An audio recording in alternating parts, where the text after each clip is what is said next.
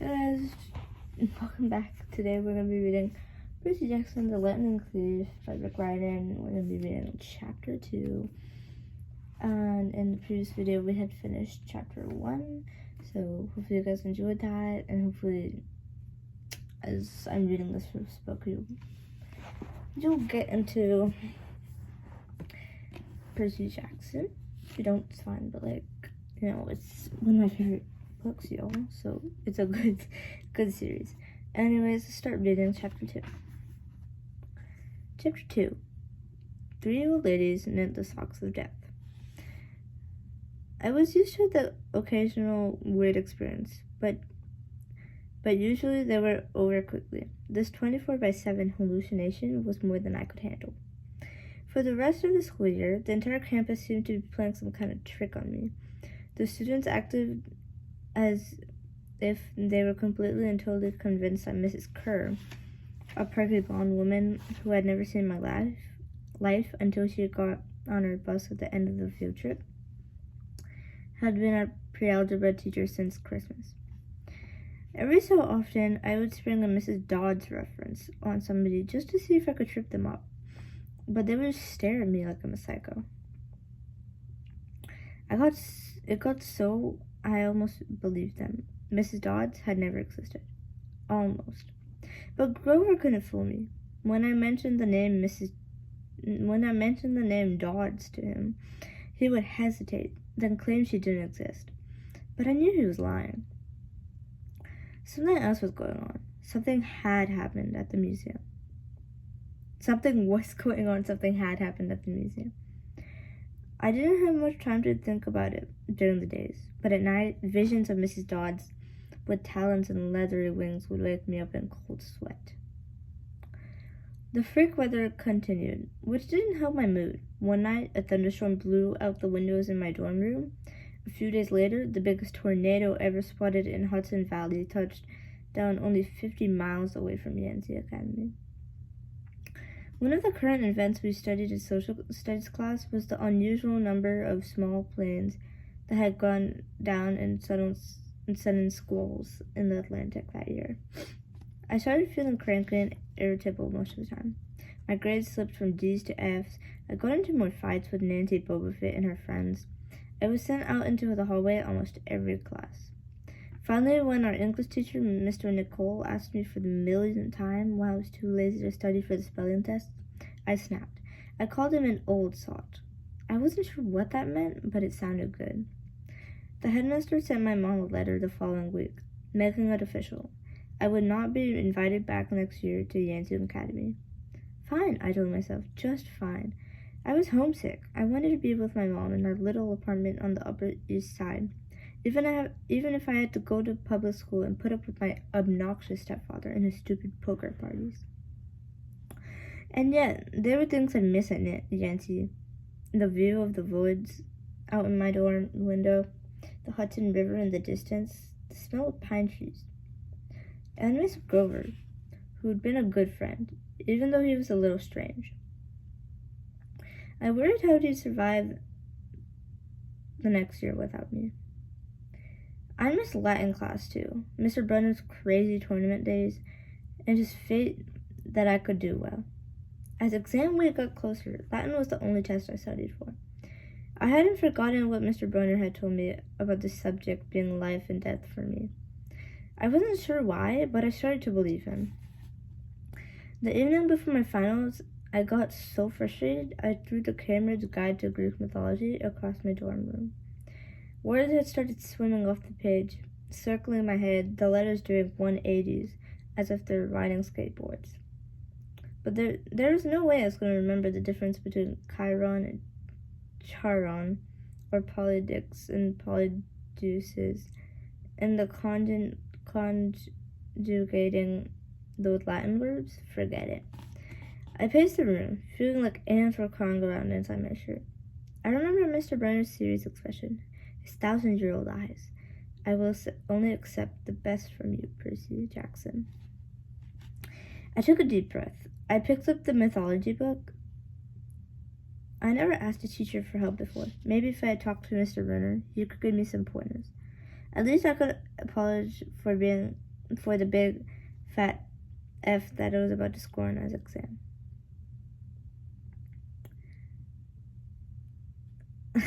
I didn't want to leave Yancey Academy with him thinking I hadn't tried. I walked down to the faculty offices. Most of them were dark and empty, but Mr. Brunner's door was ajar, light coming from his window stretching across the hallway floor. I was 3 steps from the door handle when I heard voices inside the office. Mr. Brunner asked a question. A voice that was definitely Grover's said, "Worried about Percy, sir." I froze. I'm not usually an eavesdropper, but I dare you to try not listening if you hear your best friend talking about you to an adult. I inched closer. "Alone this summer," Grover was saying. "I mean, kindly one, in the school. Now that we know for sure, and they know too, we would only make matters worse by rushing him. We need the boy to mature more. But he may not have time. The summer solstice deadline will have to be resolved without him. Grover, let him enjoy his ignorance, while he still can." "Sir, he saw her. His imagination," Mr. Brenner insisted. "The mist over the students and staff will be enough to convince him of that." "Sir, I can't fail my duties again." Grover's voice was choked with emotion. You know what that would mean."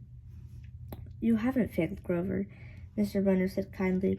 "I should have seen her for what she was. Now let's just worry about keeping Percy alive until next fall." The mythology book dropped out of my hand and hit the floor with a thud. Mr. Brenner went silent. My heart hammering, I picked up the book and backed down the hall. A shadow slid across the lighted glass in Mr. Brenner's office door. The shadow of something much taller than my wheelchair-bound teacher, holding something that looked suspiciously like an archer's bow. I opened the nearest door and slipped inside. A few seconds later, I heard a slow clop, clop, clop, like muffled wood blocks. Then a sound like an animal snuffling right outside my door. A large, dark shape paused in front of the glass, then moved on. A bead of sweat trickled down my neck. Somewhere in the hallway, Mr. Brenner spoke. "Nothing," he murmured. "My nerves haven't been right since the winter solstice." "Mine neither," Grover said, "but I could have sworn." "Go back to the dorm," Mr. Brenner told him. "You've got a long day of exams tomorrow." "Don't remind me." The lights went off in Mr. Brenner's room. I waited in the dark for what seemed like forever. Finally, I slipped out into the hallway and made my way back to the dorm. Grover was lying on his bed, studying his Latin exam notes like he'd been there all night. "Hey," he said, bleary-eyed. You're going to be ready for this test?" I didn't answer. "You look awful," he frowned. "Is everything okay?" "Just tired." I turned so you couldn't read my expression and started getting ready for bed. I didn't understand what I heard downstairs. I wanted to believe I had imagined the whole thing. But one thing was clear. Grover and Mr. Brenner were talking about me behind my back. They thought I was in some kind of trouble. The next afternoon, as I was leaving the 3-hour Latin exam, my eyes swimming with all the Greek and Roman names I had misspelled, Mr. Brenner called me back inside. For a moment, I was worried he found out about my eavesdropping the night before, but that didn't seem to be the problem. "Percy," he said, "don't be discouraged about leaving Yancey. It's for the best." His tone was kind, but the words still embarrassed me. Even though he was speaking quietly, the other kids finishing the test could hear. Nancy Bobofit smirked at me, and then made sarcastic little kissing motions with her lips. I mumbled, "Okay, sir." Mr. Brenner moved his chair back and forth like he wasn't sure what to say. "This isn't the right place for you. It was only a matter of time." My eyes stung. Here was my favorite teacher in front of the class telling me I couldn't handle it. After saying he believed in me all year, now he was telling me I was destined to get kicked out. Right, I said, trembling. No, Mr. Brenner said. Oh, confound it all. What I was trying to say. You're not known, Percy. That's nothing to be... Thanks, I blurted. Thanks a lot, sir, for reminding me. Percy, but I was already gone. On the last day of term, I shoved my clothes into my suitcase. The other guys were joking around talking about their vacation plans. One of them was going on a hiking trip to Switzerland. Another was cruising the Caribbean for a month. They were juvenile delinquents like me, but they were rich juvenile delinquents. Their daddies were executives or ambassadors or celebrities. I was a nobody from a family of nobodies. They asked me what I'd be doing this summer, and I told them I was going back to the city. What I didn't tell them was that I had to get a summer job walking dogs or selling magazine subscriptions, and I spend my free time worrying about where I'd go for school in the fall. Oh, one of the guys said, that's cool. They went back to the conversation as I never existed. The only person I dreaded saying goodbye to was Grover, but as it turned out, I didn't have to. He'd booked a ticket to Manhattan on the same Greyhound as I had. So there we were, together again, heading into the city. During the whole bus ride, Grover kept on glancing nervously down the aisles, watching the other passengers. It occurred to me that he had always acted nervous and fidgety when we left Yancey, as he expected something bad to happen. Before, I'd always assumed he was worried about getting teased, but there was nobody to tease him on the Greyhound. Finally, I couldn't stand it anymore. I said, looking for the kindly ones? Grover nearly jumped out of his seat. What do you mean? I confessed about eavesdropping on him and Mr. Boner the night before the exam. Grover's eyes twitched. How much did you hear? Oh, not much. What's the summer solstice deadline? He winced. Look, Percy, I was just worried for you, see? I mean, hallucinating about demon math teachers, Grover. And I was telling Mr. Brunner that maybe you were an overstressed or something because there was no such person as Mrs. Dodds. And Grover, you're a really, really bad liar. His ears turned pink. From his shirt pocket, he fished out a grubby business card. Just take this, okay? In case you need me this summer. The card was in fancy script, which was murder on the dyslexic eyes. But I finally made something out like Grover Underwood, Keeper, Half-Blood Hill, Long Island, New York. 800-009-0000. 800-009-0009. What's half... Don't say it out loud, he yelped. That's on my summer address. My heart sank. Grover had a summer home. I never considered that his family might be as rich as the others at Yancey. Okay, I said glumly. So, like, if I wanted to come over and visit your mansion. He nodded. Or if you need me. Why would I need you? That came out harsher than I meant it to. Grover blushed right down to his Adam's apple. Look, Percy, the truth is, I kind of have to protect you. I stared at him. All year long, I had gone into fights, keeping bullies away from him. I lost sleep worrying that he'd get beaten up next year without me. And here he was, acting like he was the one who defended me. Grover, I said, what exactly are you protecting me from? There was a huge grinding noise under our feet. Black smoke poured from the dashboard, and the whole bus filled with smell like rotten eggs. The driver cursed and limped the Greyhound over to the side of the highway. After a few minutes clanking around in the engine compartment, the driver announced that we all have to get off. Grover and I followed outside with everyone else. We were on the stretch of the country road, no place you'd notice if you didn't break down there. On our side of the highway was nothing but maple trees and litter from passing cars. On the other side, across 4 lanes of asphalt shimmering with afternoon heat, was an old-fashioned fruit stand. The stuff on sale looked really good, heaping boxes of blood-red cherries and apples, walnuts and apricots, jugs of cider, and a clawfoot tub full of ice. There was no customers, just 3 old ladies sitting in rocking chairs in the shade of a maple tree, knitting the biggest pair of socks I'd ever seen. I mean, these socks were the size of sweaters, but they were clearly socks. The lady on the right knitted one of them. The lady on the left knitted the other. The lady in the middle held an enormous basket of electric blue yarn. All 3 women looked ancient, with pale faces wrinkled like fruit leather, silver hair tied back in white bandanas, bony arms sticking out of bleached cotton dresses. The weirdest thing was, they seemed to be looking right at me. I looked over to Grover to say something about this and saw that the blood drained from his face. His nose was twitching. Grover, I said, "Hey man, tell me they're not looking at you. They are, aren't they?" "Yeah, weird, huh? You think those socks would fit me?" "Not funny, Percy. Not funny at all." The old lady in the middle took out a huge pair of scissors, gold and silver, long-bladed like shears. I heard Grover catch his breath.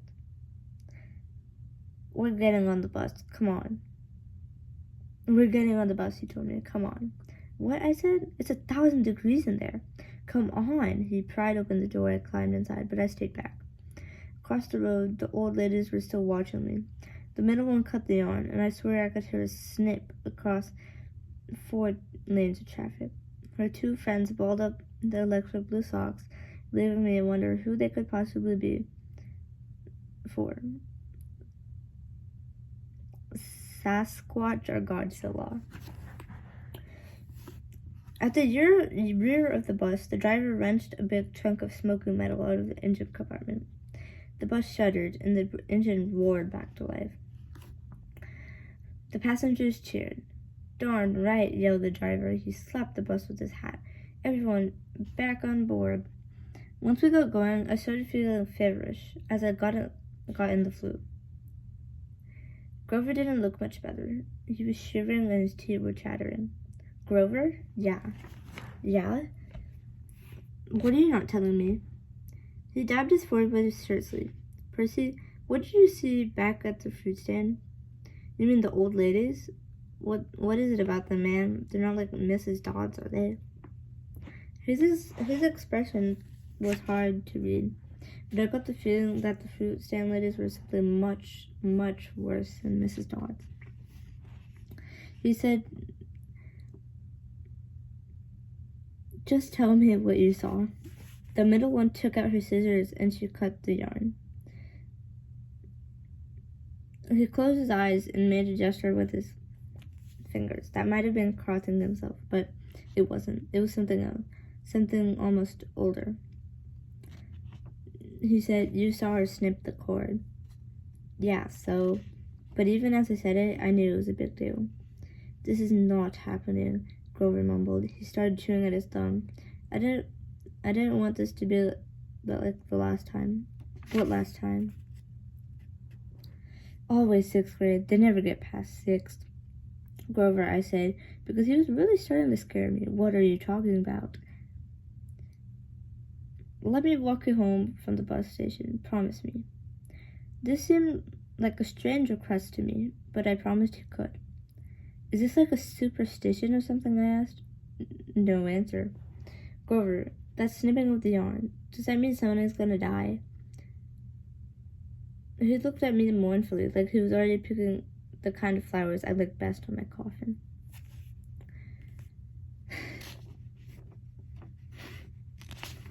Okay, so I reached chapter 3.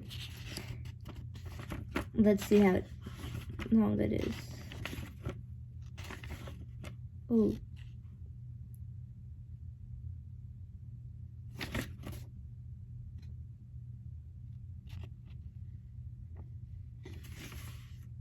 Ooh, it's this long.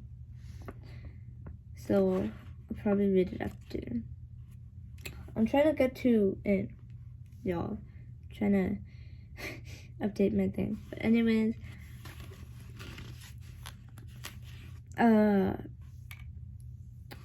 thanks for listening. This was chapter 2 of Percy Jackson and the Olympians, The Lightning Thief, which is book 1 of the Percy Jackson and the Olympians series. I will try to read chapter 3 in the evening, or like probably like 9 p.m. or something, I don't know. Before I go to sleep, let's say. And yeah, hopefully enjoyed this, and I'll be adding this to the Percy Jackson and the Olympians playlist that I made. So thank you, bye bye, and have a good day, y'all.